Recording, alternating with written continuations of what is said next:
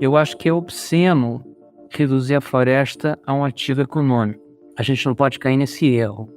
A gente não pode cair no erro de transformar um bem humano, que é o que a floresta é, em bem material. A gente não pode substituir a beleza da floresta, o milagre da floresta, por um preço. Eu acho que preservar a maior floresta tropical do mundo, eu estou convencido disso, é antes de tudo um dever de civilização. Independentemente dela ter ou não preço, ela tem valor. Ela tem valor porque lá vivem coisas que não são só pessoas humanas, são plantas, são animais, são micro-organismos. Tudo isso tem o direito de continuar a existir, sabe? E é o nosso dever preservar. Quando eu cheguei, aqui não tinha nada. O João Moreira Salles conta que os colonos que ele encontrou no Pará sempre repetiam essa frase, o que para ele mostra como a ocupação da Amazônia por forasteiros aconteceu contra a floresta. Esse nada, as paisagens monumentais, a vida extremamente complexa e diversa, precisava ser preenchido por uma ordem já conhecida, adestrada, cartesiana, como os pastos e a monocultura de soja. O João, documentarista, fundador da revista Piauí do Serrapilheira, instituto privado de apoio à ciência, lançou em dezembro Arrabalde.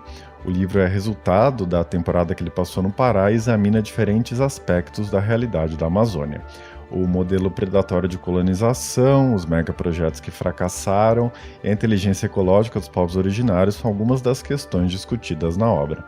Na nossa conversa, ele afirma que o Brasil perdeu a soberania na Amazônia no governo Bolsonaro, com o avanço do crime organizado, e que, sem uma ação incisiva do Estado, os produtores que cumprem a lei sempre vão perder para as atividades ilegais. O João também aponta que o Brasil nunca incorporou a Amazônia no seu imaginário nacional. Para ele, o agronegócio não é só uma atividade econômica, é um modo de estar no mundo de boa parte da população da região. Vazia de floresta, a cultura hegemônica da Amazônia elegeu o boi, as picapes 4x4 e a música sertaneja como seus pilares, o que cria um entrave imenso à preservação do bioma. Eu sou Eduardo Sombini e este é a Ilustríssima Conversa.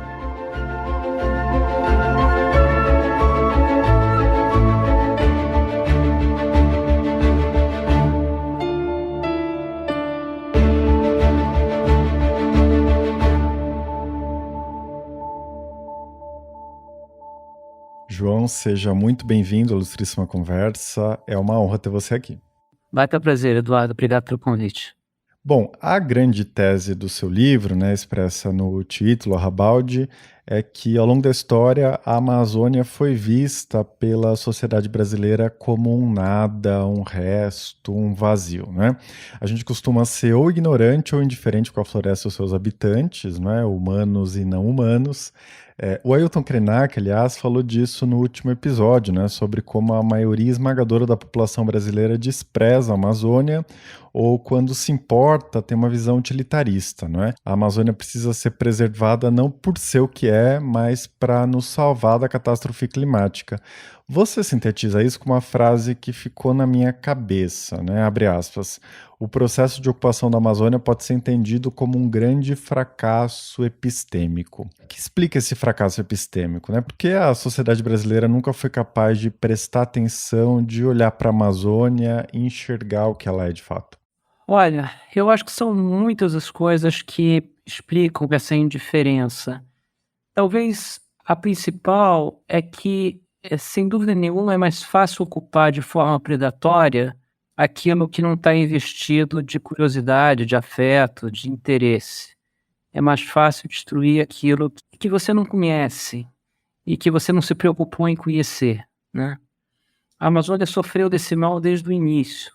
Tem a primeira viagem de um europeu documentada, que percorre o Rio Amazonas inteiro, da nascente até a foz, acontece no século XVI, meados do século XVI, e ela foi registrada por um frei chamado Carvajal, Gaspar de Carvajal. E quando ele chega no final da viagem, ali pela altura do Marajó, da ilha de Marajó, ele olha para a margem do rio e o que ele vê ali é a Europa. ele descreve o que ele está vendo, ele diz: eu estou vendo carvalhos, eu estou vendo orégano, eu estou vendo, um pouco antes da viagem, ele vê carneiros. Ele traz consigo a paisagem da sua, enfim, da sua cultura e projeta essa paisagem nesse mundo desconhecido que ele imediatamente transforma numa metamorfose imaginária no mundo que ele conhece. Esse processo é um processo que a gente vem repetindo desde então, sabe? E hoje em dia, se você chega na Amazônia e você conversa com as pessoas que chegaram lá na década de 60 e de 70 e que hoje em dia enriqueceram, prosperaram, poucas prosperaram, mas algumas prosperaram, você vai na casa delas e geralmente as varandas das casas dão para aquilo que elas construíram, né, durante toda a vida de trabalho lá. E o que você vê, assim como Carvajal viu a Espanha na Amazônia, os colonos que vieram na década de 60 e 70 para lá levaram os pampas do Rio Grande do Sul, levaram os pastos de São Paulo, levaram a paisagem da sua juventude e reproduziram essa paisagem lá. E mostram aquilo com grande orgulho. Então você olha daquela varanda e você vê tudo menos a Amazônia, você vê tudo menos a floresta.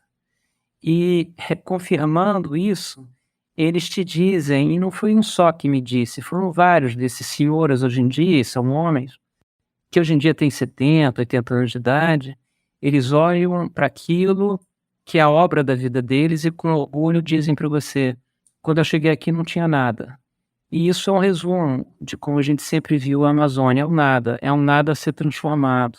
Então, assim, o nosso processo de ocupação da Amazônia foi um processo pelo qual a gente, desde o início, trocou o que era estranho por aquilo que é familiar, né? A paisagem que você não entende, que é a floresta, com a sua complexidade, por aquilo que você sabe e conhece, que é o que você trouxe da sua juventude. Você faz da Amazônia aquilo que você deixou para trás, né? Você substitui uma flora por outra flora, uma fauna por outra fauna, você tira os animais e coloca o boi, você tira a floresta e coloca a soja, você ordena a floresta, né? Você tira a desordem, que é o princípio da selva, né? Quer dizer, esse imbricamento de coisas que não respeita a ordem do engenheiro, uma coisa depois da outra, uma coisa que acaba e outra começa, e você põe ali uma plantação que é exatamente isso, né? É o ordenamento cartesiano do território. Então,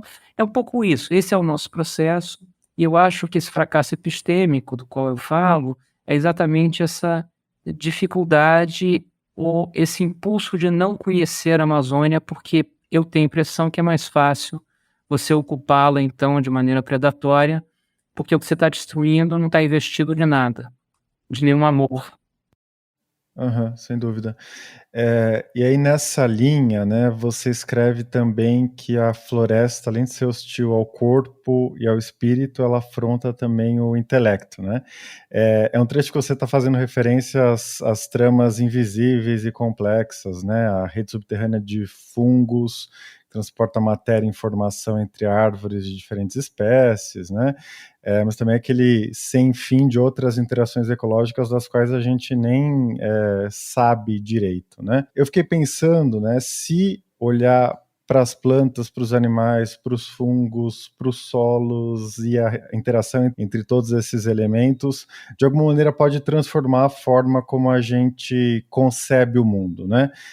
Prestar atenção na Amazônia, né, esse chamado que você faz no livro, né, em vez de derrubar tudo sem se preocupar, né, com o que está sendo destruído, tem um potencial de levar uma virada epistêmica? Eu acho que sim, e que certamente é um mundo epistêmico que habitam os povos originários, né? O Carlos Fausto e outros, um antropólogo, ele escreve de forma muito bonita sobre isso, sobre como os povos originários entendem os pequenos intervalos, né? Eles olham para a floresta e entendem a abundância de vida e a inexistência de espaço entre essa abundância.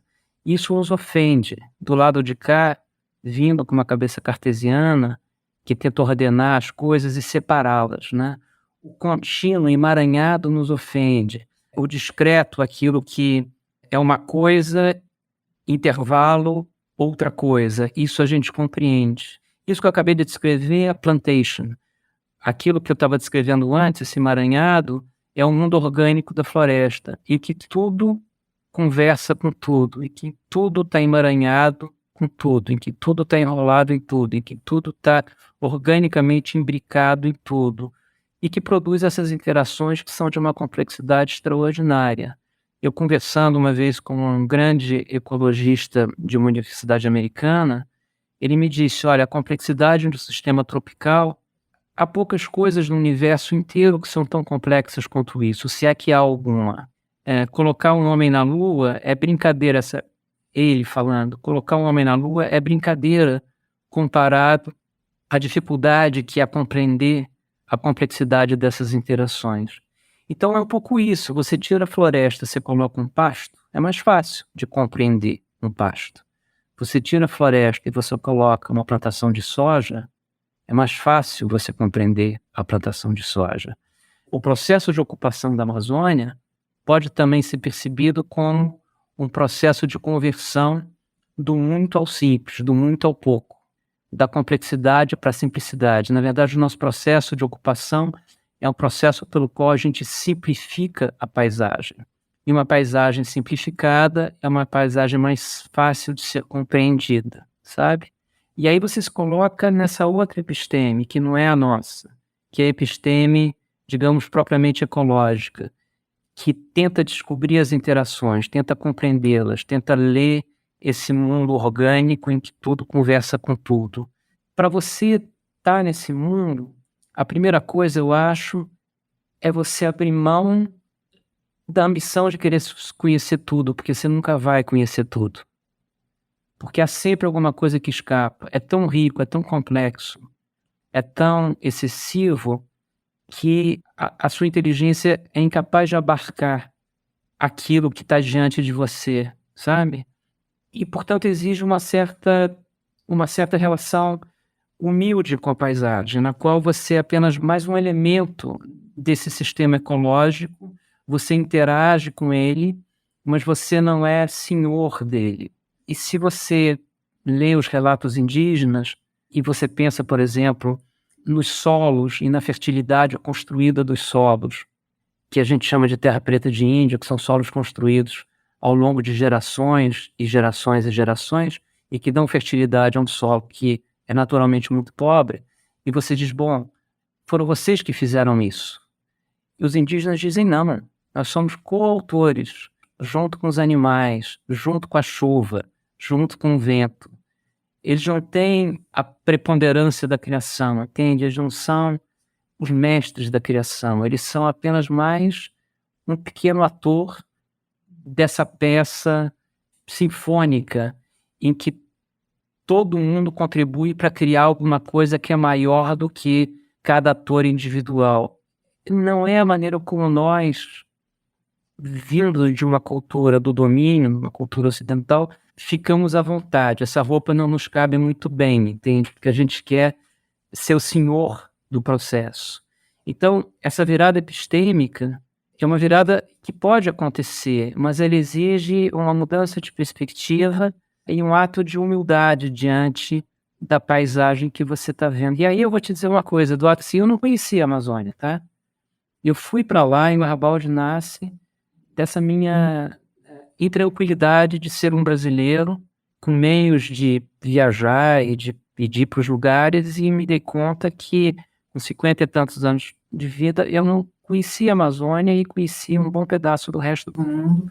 E eu sou um brasileiro, e 60% da Amazônia está sob a nossa guarda. Então, tem uma coisa errada aí, né? Então, eu decidi ir para lá para tentar ver o que estava acontecendo, principalmente ver o que estava acontecendo num governo que atacava a Amazônia. Eu estou falando do governo que se foi. E em determinado momento eu fui para uma área muito protegida da Amazônia, no norte do Pará, na Calha Norte. Uma terra quilombola, na beira do rio Trombetas.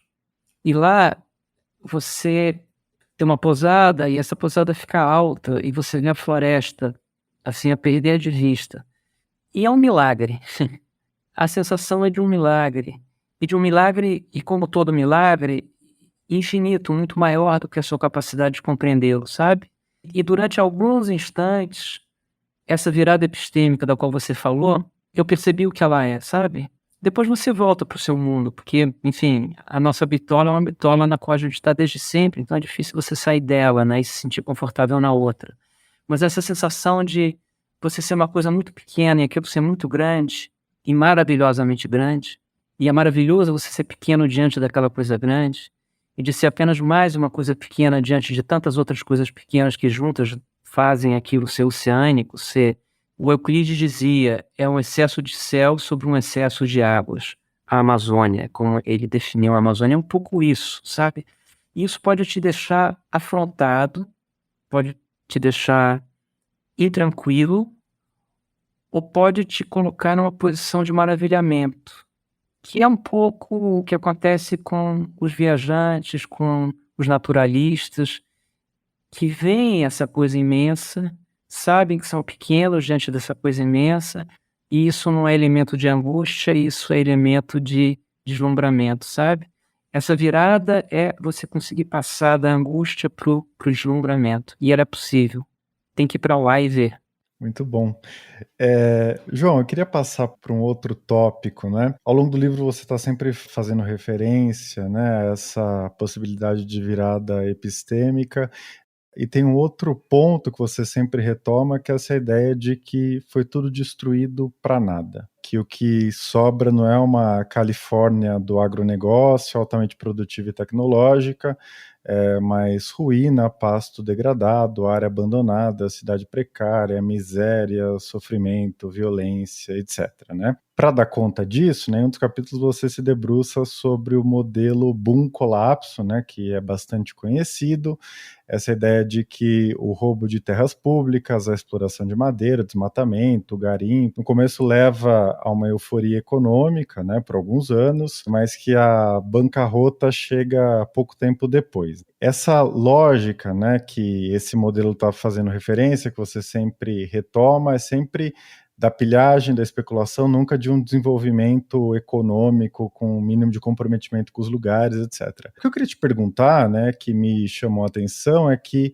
bom, esse modelo obviamente é escandaloso, sem dúvida, mas de alguma forma compreensível se a gente considera a estrutura de incentivos, a vista grossa do Estado. O que parece um pouco mais difícil de entender é como esse modelo destrutivo continua vigente hoje, né, e continua seduzindo os governos locais, os governos estaduais. Nesse caso específico, a gente está diante de um sistema que continua premiando quem lucra com a destruição da floresta, ou a explicação passa, mais uma vez, pela indiferença deliberada, pela ignorância? Como que você enxerga a persistência dessa lógica?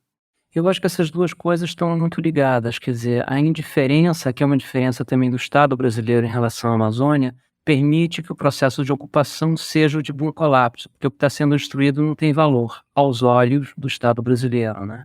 A gente teve uma experiência reversa, né? Durante os anos virtuosos da Marinha na frente do Ministério do Meio Ambiente, a gente conhece a história, houve uma redução brutal do desmatamento na Amazônia, concomitantemente a um aumento expressivo de quase 40% da produção agropecuária da região, o que prova, por A mais B, que você pode produzir sem desmatar e que a redução do desmatamento não compromete a produção, pelo contrário, que naquele momento houve aumento de produção e queda do desmatamento. Como é que o governo incentiva a ocupação predatória do território? É simples, e isso está num trabalho estupendo, salvo engano, de 95, um paper de um economista do Banco Mundial chamado Robert Schneider, um paper que se lê em meia hora, e que ele explica a dinâmica do desmatamento e o modelo que ele descreveu lá, eu acho que continua valendo hoje. Basicamente é o seguinte: todo governo, todo ato de governo que aumenta a oferta de terras, né, e o governo pode fazer isso seja espraiando a malha viária, ou seja, levando estradas Amazônia adentro, seja tornando mais flexível o regramento fundiário, por exemplo, anistiando quem grilou há 10 anos atrás, anistiando quem grilou há 5 anos atrás, ou seja, dizendo, tome terra pública, que dentro de 5, 10 anos o Congresso vai te anistiar e você vai poder legalizar sua terra. Então ele está aumentando a oferta de terra, fazendo isso, né?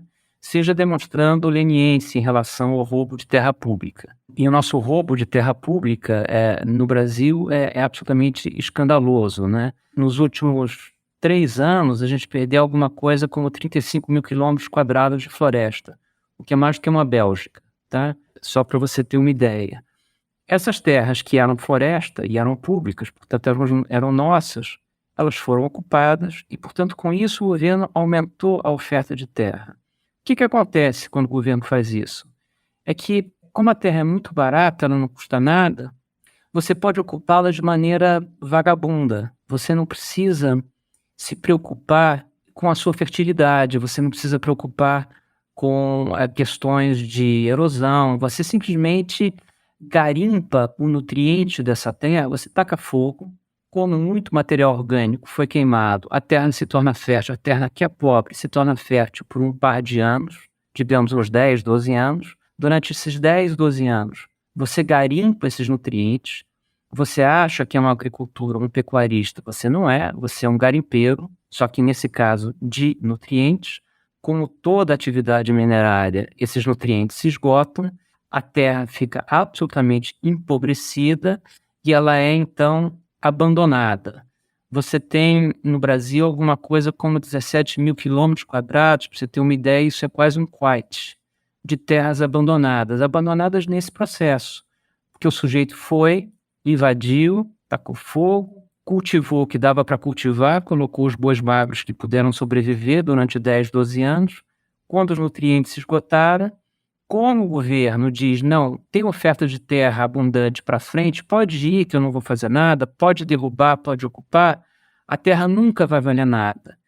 Quando a terra não vale nada, vale a pena você não investir nela, vale a pena você avançar e avançar e avançar e avançar, deixando para trás um deserto humano. Como é que você reverte esse processo? A receita para isso, para impedir que o cara que se acha um colono, na verdade, se torna um garimpeiro de nutrientes, a receita para evitar que isso aconteça e para que esse cara, que na verdade é um nômade floresta dentro, se torne um colono, ou seja, o cara que finca a raiz e sabe que dali ele não vai mais sair, e portanto ele tem que cuidar daquela terra e dar fertilidade à terra, a receita é produzir uma escassez artificial de terra, é tirar a terra do mercado.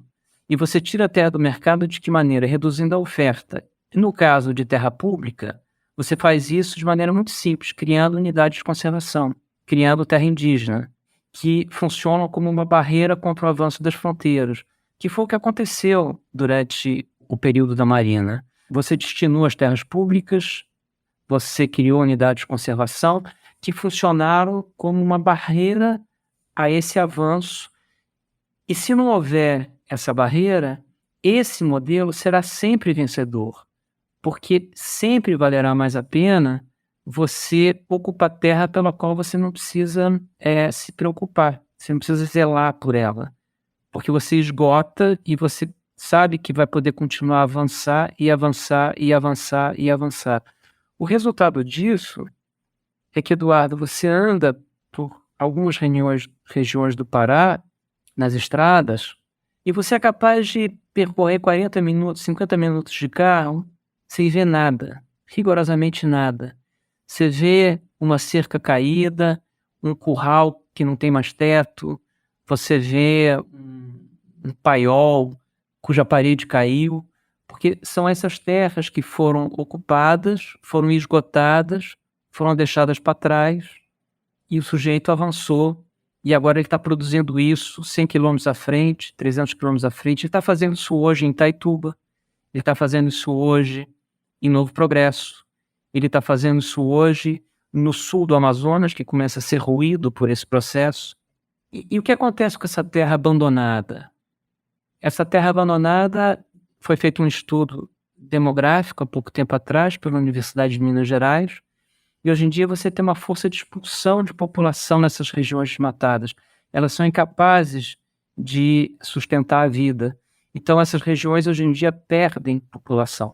Você não produziu a Califórnia do agronegócio brasileiro lá, né? Você produziu, na verdade, um deserto humano. E esse é o processo que vem acontecendo na Amazônia já há muito tempo, com alguns momentos em que você conseguiu bloquear essa dinâmica. O momento mais glorioso foi esse, né, no início do século, desse novo século. Espero que isso volte a acontecer agora, nesse novo governo.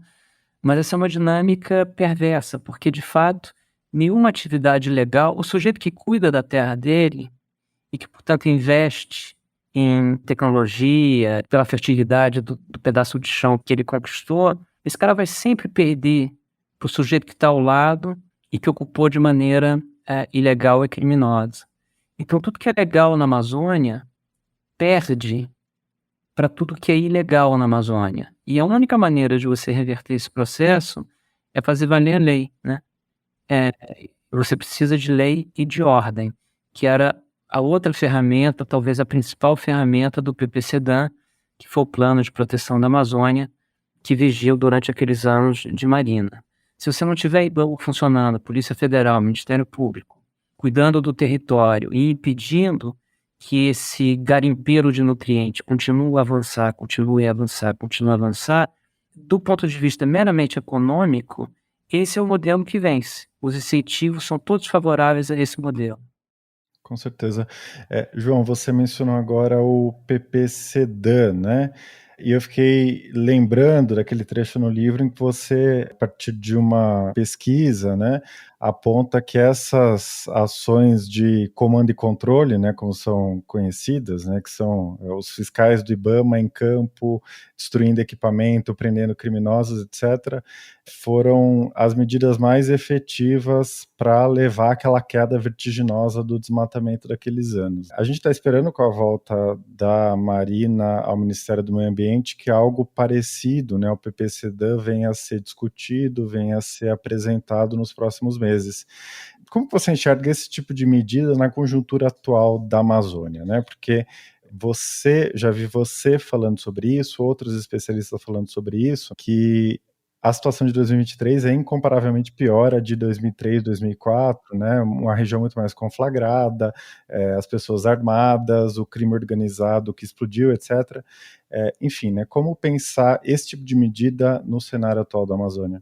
Vai ser muito mais difícil, né? Porque você tinha a desordem da Amazônia no período da Marina 1, digamos assim, mas você não tinha, por exemplo, o crime organizado. Foi feito um estudo pelo Fórum Brasileiro de Segurança Pública que deixou muito claro que hoje em dia o grande teatro da disputa pelo poder das grandes facções criminosas no Brasil não é mais a periferia das grandes cidades, e sim é a Amazônia. O Instituto Igarapé também fez um estudo que mostra que inúmeras cidades ribeirinhas hoje em dia vivem única e exclusivamente do crime. Não que os ribeirinhos sejam em si criminosos, mas eles prestam serviços para o crime. Então, por exemplo, translado de droga, eles fornecem alimentação, combustível, etc, etc, etc, etc, toda a infraestrutura. Como você desmonta isso é danado de difícil. E a grande ironia perversa disso que aconteceu nos últimos 10 anos e que se intensificou muito nos últimos 4, é que a gente sabe que essa sempre foi a grande paranoia do pensamento militar, a soberania da Amazônia, a internacionalização da Amazônia, né? A ONU quer tomar conta da Amazônia, os americanos querem tomar conta da Amazônia, os alemães vão descer com helicópteros na Amazônia, a China quer a Amazônia. Pois bem, foi durante o governo civil mais militarizado da nossa história que o Brasil perdeu, de fato, a soberania sobre regiões extensíssimas do bioma, porque está entregue ao crime e à anarquia. E tem um exemplo muito, para mim, eloquente dessa opção preferencial pelo crime do governo Bolsonaro. No início do governo, 2019, primeiro ano e talvez primeiro mês ou segundo mês, o IBAMA fez uma apreensão de equipamentos pesados numa floresta pública que tinha sido concedida para manejo sustentável por uma empresa consolidada e estruturada. Então você tinha uma empresa, que aliás se chamava Mata, que operava essa floresta pública, extraindo madeira de forma manejável, ou seja, mantendo a floresta de pé e pagando royalties para o governo. Entraram lá grileiros com seus equipamentos de destruição. O IBAMA prendeu e queimou. Na mesma hora, Ricardo Salles, hoje deputado federal, e Jair Bolsonaro, presidente, fizeram uma live dizendo que a partir de agora isso não aconteceria mais. Não se queimaria mais o equipamento de pessoas que estão tentando sobreviver na Amazônia. Eram criminosos. E aí você vê qual é a mensagem que está sendo transmitida no primeiro ou no segundo mês de governo. Você tem o governo brasileiro que, de um lado, você tem uma empresa constituída que paga impostos e royalties para o Estado brasileiro para poder explorar aquela floresta. E do outro você tem criminosos que, evidentemente, não pagam nada e que estão na ilegalidade. O governo, nesse momento, se colocou ao lado dos ilegais. E, evidentemente, a empresa foi embora, jogou a toalha e disse, não dá mais, e partiu. Tem uma lista imensa de empresas na Amazônia que foram embora. Que foram embora porque elas não conseguem mais sobreviver, dado que a anarquia e o crime se espalharam pela Amazônia. E se você, por exemplo, está lidando com ativos biológicos, se você está explorando madeiras de maneira sustentável, e é possível você fazer isso, você não tem mais como explicar para o seu comprador lá fora que a sua madeira não está contaminada pelo desmatamento ilegal da Amazônia, porque o desmatamento ilegal na Amazônia se tornou endêmico, ele está em todo lugar. E isso vale para tudo. Vai valer para a carne daqui a pouco, porque a carne na Amazônia, a pecuária é o maior problema da Amazônia, é o que responde por, eu acho que quase 80% do desmatamento na Amazônia, grilagem de terra e uma pecuária vagabunda. Como é que você vai explicar que a sua carne é uma carne que não está contaminada pelo desmatamento? Então, a anarquia da Amazônia, que se torna muito mais intensa no período dos últimos 5, 6, 7 anos, é um problema que o PPCD não teve que lidar com isso, né? E agora vai ter que lidar com questões que são questões de segurança pública, porque as pessoas, de fato, estão muito mais armadas, o crime está lá, e o crime dá pertencimento. Esse é um outro problema gravíssimo. A Eliane Brum conta que ela foi na Terra do Meio, num lugar muito afastado de tudo, onde sequer o crime chegou ainda, e ela viu meninos de 12, 13 anos, em pequenas comunidades, já com as tatuagens das facções, entende? Comando Vermelho, o PCC, ou seja, já é uma maneira de estar no mundo, já que o Estado não está, né? Já que não tem uma presença do Estado brasileiro que valorize a floresta, que crie cultura da floresta, que crie a ideia de que aquilo tem valor e precisa ser defendido, outra cultura se impõe. Nesse caso é a do crime. Esse é um problemaço. E vamos ver como pode ser enfrentado. Terá que ser enfrentado. Certo. João, você falou agora de uma maneira de estar no mundo, né, do vácuo do Estado e essa cultura do crime, né, que toma esse lugar. Um dos pontos que me chamaram muito a atenção no seu livro, né, é essa preocupação em não explicar os processos só pela lógica econômica, né? Tem um olhar muito cuidadoso seu para a dimensão simbólica disso tudo que acontece na Amazônia, né? E você diz em um dos trechos que eliminar a floresta é um marcador de identidade, né? Um gesto de poder e domínio, a forma como um grupo exprime os seus valores e os impõe à coletividade, né? Ou seja, na ausência de uma cultura, né, de um imaginário que consiga projetar a floresta, o boi, a caminhonete 4x4, o sertanejo ocupam esse lugar e se torna uma cultura hegemônica, né? Você esteve lá em Paragominas, né? Você circulou entre a elite local, você faz um retrato muito minucioso do que você ouviu, das conversas que você teve, né? Eu queria te pedir para falar um pouco sobre as implicações dessa cultura do boi, essa cultura do sertanejo, etc., para o futuro da Amazônia, né? É possível haver uma conciliação, um compromisso, né, com a preservação da floresta, ou essa cultura é um entrave à preservação da Amazônia? Eu acho que essa cultura é um baita de um entrave, sabe? E talvez seja o elemento menos tratado.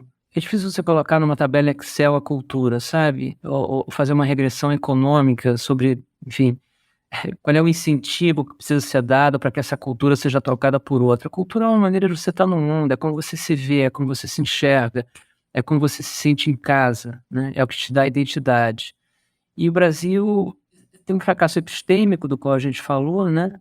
O fato da gente jamais ter desejado conhecer a floresta, e você tem o fracasso da imaginação brasileira. E talvez uma coisa esteja ligada à outra. Quer dizer, o fato de você não ter desejado conhecer a floresta, a consequência disso é que você não criou um imaginário sobre ela, né?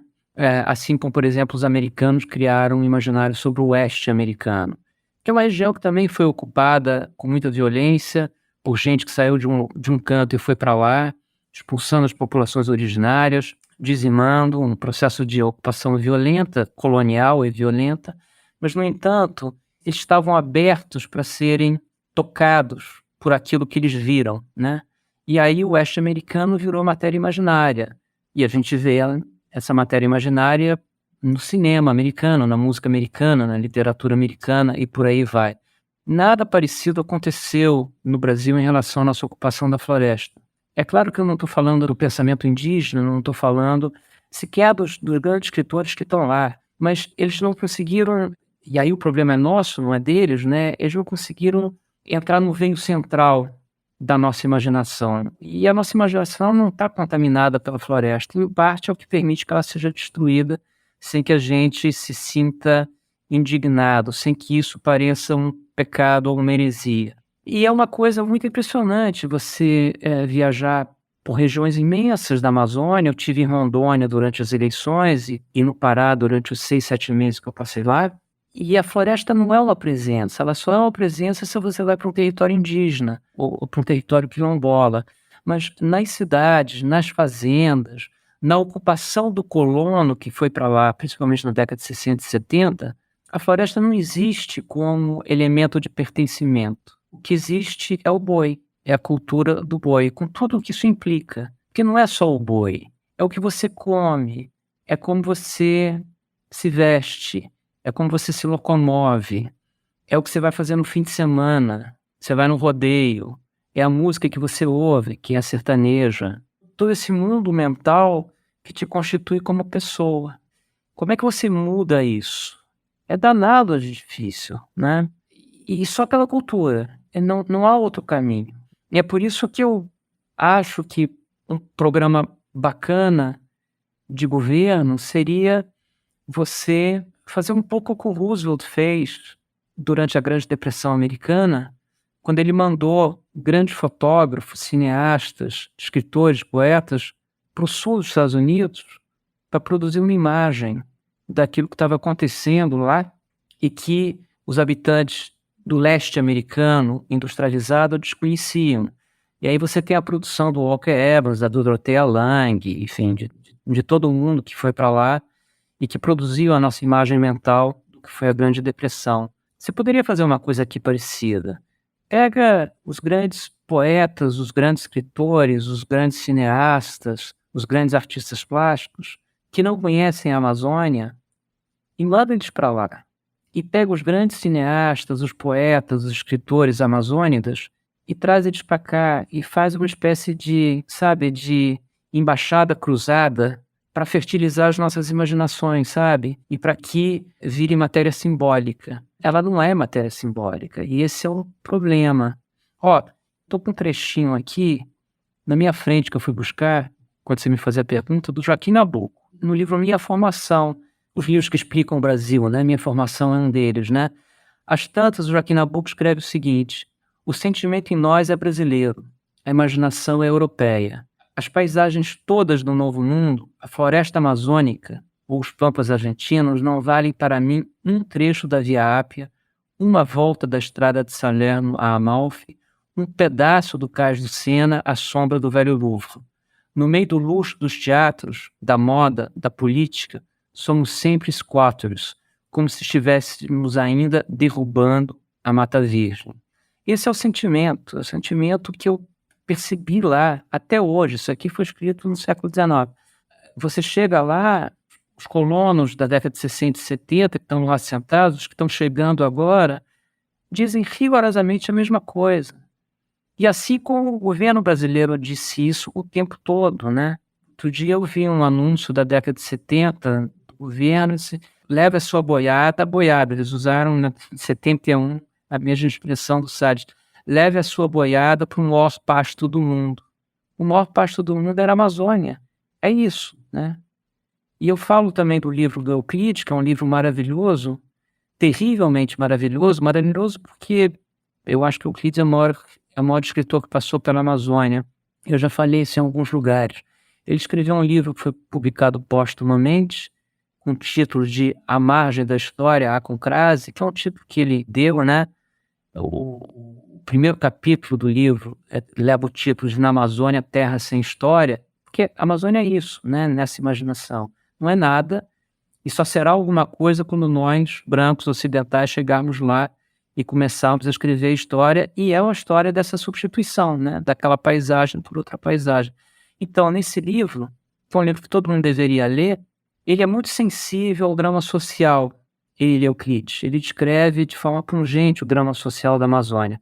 Mas em relação ao sistema biológico, à floresta em si, as suas criaturas, o desprezo dele é absoluto, né? Então, assim, nas 3 primeiras páginas, e aqui eu estou com esse trechinho na minha frente também, ele diz que o rio Amazonas é um desapontamento, que a paisagem é monótona, que os horizontes são vazios, que a natureza é pura desordem. A desordem, a gente já falou dela, né? A desordem é afronta, né?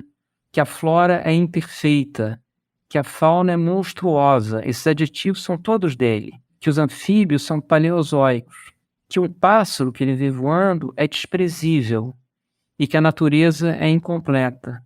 Essa é a maneira como a gente encarou e encara ainda a floresta.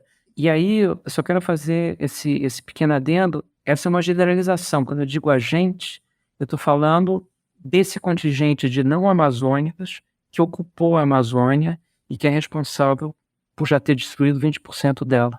Com certeza. João, é sempre muito bom te ouvir, mas a gente precisa encerrar daqui a pouco. E para a gente fechar nossa conversa, eu queria te pedir para falar um pouco sobre uma posição que você enfatiza no livro, né? Você começa o livro assim, você termina o livro assim, que é a ideia de que o retrato atual, o diagnóstico que se faz da Amazônia não é nada animador, mas que é preciso recusar o imobilismo e entender que a Amazônia nos convoca a ser otimistas, não é? Por oferecer a possibilidade de o Brasil ser o que jamais foi. É que eu estou citando um trecho do livro, né? Um país à altura de uma tarefa global. A gente tem ouvido falar muito, né, sobre mercado de carbono, pagamento de serviços ambientais, a perspectiva de o Brasil se tornar uma potência ambiental como nenhuma outra, etc, né? Mas parece que isso geralmente aparece como uma fórmula mágica, né? Um caminho possível, mas que dificilmente vai se concretizar. Você acha que o Brasil tem condições de pôr em prática essa possibilidade que se abre? Eu acho, mas ele tem que querer ser isso, né? Não vai acontecer por geração espontânea. Você vai conseguir fazer isso com investimento, com tecnologia, com conhecimento e com ciência. O Brasil não era uma potência agrícola. Em 73, quando houve a crise do petróleo, o Brasil percebeu que passava fome e que tinha que importar e que tinha que receber, na verdade, como caridade, leite dos Estados Unidos. E o governo militar, talvez das poucas coisas que o governo militar fez direito, ele se deu conta que era inviável um país da dimensão do Brasil ser tão carente de tudo. E decidiu, então, investir via Embrapa para transformar o Brasil num país autossuficiente. Fizeram tão bem esse trabalho que o Brasil não só virou autossuficiente, como virou um exportador de bens agrícolas, né? Isso é uma decisão do Estado brasileiro. A gente tropicalizou espécies que não eram tropicais. A gente trouxe a soja, que é uma planta do mundo temperado, e a gente soube fazê-la crescer aqui. E outras coisas fizemos também, com todos os grãos e tal. Então, foi uma decisão. A gente tem agora a possibilidade de tomar uma outra decisão. Porque aquela decisão foi uma decisão que fazia sentido naquele momento, mas os estragos ambientais são esses que a gente vê hoje, né? A Amazônia destruída, o Cerrado, 50% dele já se foi.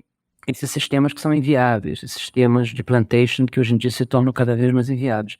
Então, a gente pode sim se tornar uma potência econômica verde. E eu acho que isso é um lindo projeto de país, sabe? Que projeto seria isso? Seria compreender essa riqueza da floresta e, a partir daí, transformar o Brasil naquilo que pouquíssimos países estão preparados para ser, que é uma potência ambiental dos trópicos. E, como eu disse, se você faz fortalecendo o conhecimento, investindo em cientista, levando inovação para fora do laboratório, campando uma política internacional de defesa, das práticas sustentáveis como princípio econômico essencial. É notável que o governo Bolsonaro fez. Detonou nas reuniões internacionais todo tipo de regulação ambiental. E isso é um pouco como a Alemanha ir para fóruns internacionais para brigar contra a indústria automobilística. É um pouco isso que o Brasil fez em relação ao mundo verde, porque toda vez que você tem um acordo mais apertado, que exige que os países reduzam mais as suas emissões, isso favorece o Brasil, porque não existe tecnologia, por enquanto, e pelos próximos 30 anos não existirá nenhuma tecnologia melhor para capturar carbono do que uma árvore. E nenhuma árvore cresce tão rápido quanto nos trópicos. Então o Brasil é a fábrica de captura de carbono. A gente está preparado para isso, inclusive pelos defeitos, porque a gente destruiu tanto, tem tanta terra devastada, preparada para receber de novo as florestas. E hoje em dia, à beira de uma emergência climática, e que o mundo desesperadamente precisa parar de emitir e retirar da atmosfera o carbono que está lá, é o mundo tropical que resolve isso. E no cinturão tropical não tem outro país com melhores universidades, com melhores cientistas, com melhor capacidade técnica de oferecer essas soluções. Então, eu acho que a gente tem pela frente uma coisa absolutamente maravilhosa se a gente decidir seguir esse caminho. A gente precisa, em primeiro lugar, interromper a destruição. Uma coisa não convive com a outra. Evitar que a floresta continue a ser cortada e fazer daqui, então, um centro de referência mundial para agricultura de baixo carbono, que se chama de ABC, para os novos materiais que você extrai da natureza, para a engenharia baseada nas formas vivas, o que eles chamam de biomimética, para até no limite do limite, a identificação de moléculas que curam, né? Quer dizer, você usar o nosso grande patrimônio natural para descobrir curas de doenças, remunerando os povos que preservam essas espécies, essas plantas e esses biomas, que eles sejam recompensados para isso, que a gente estabeleça novos marcos legais de remuneração para essas comunidades e, com isso, a gente poder estar na fronteira de tudo aquilo que se chama, assim, muito genericamente, de bioeconomia. A gente pode ser isso, mas a gente só será isso se tiver um programa sólido, estruturado, de governo e de Estado, e que decide. O Brasil jamais será uma potência científica na área de, por exemplo, inteligência artificial. Esse bonde a gente já perdeu. O bonde do mundo digital nós perdemos. A gente perdeu inúmeros bondes. A gente é o país que a gente conhece. Um país relativamente irrelevante no mundo. A gente não é uma potência tecnológica, a gente não é uma potência científica, a gente não é uma potência econômica. A gente pode sim ser uma potência ambiental. E a gente precisa querer ser isso. E se a gente for isso, a gente dará uma contribuição absolutamente notável para o mundo nesse momento. Porque essa é a grande crise. Não tem outra. A grande crise que se apresenta é a crise climática. E o Brasil, tendo 60% da Amazônia dentro dele, né, confiado à nossa guarda, esse sistema que produz 20% da água doce do mundo, que tem a maior biodiversidade do planeta e que tem a maior quantidade de carbono estocado em matéria orgânica, qualquer parte do planeta, isso é um ativo absolutamente fenomenal, isso tem um valor incrível. Agora, essa é uma coisa importante. Isso talvez desse para o Brasil a identidade que lhe falta. A gente não sabe bem o que é, a não ser um país que nunca cumpre as suas promessas, que é sempre um país, né, que um dia será grande, mas nunca consegue chegar lá, né? Agora, só para concluir, eu quero voltar ao ponto do Krenak, que é um ponto essencial, porque eu não quero cair na armadilha de dizer, não, a Amazônia vale, porque há um preço hoje em dia para o carbono e, portanto, ela se transforma num ativo econômico. Eu acho que é obsceno reduzir a floresta a um ativo econômico. A gente não pode cair nesse erro. A gente não pode cair no erro de transformar um bem humano, que é o que a floresta é, em bem material. A gente não pode substituir a beleza da floresta, o milagre da floresta, por um preço. Eu acho que preservar a maior floresta tropical do mundo Eu estou convencido disso. É, antes de tudo, um dever de civilização. Independentemente dela ter ou não preço, ela tem valor. Ela tem valor porque lá vivem coisas que não são só pessoas humanas, são plantas, são animais, são micro-organismos.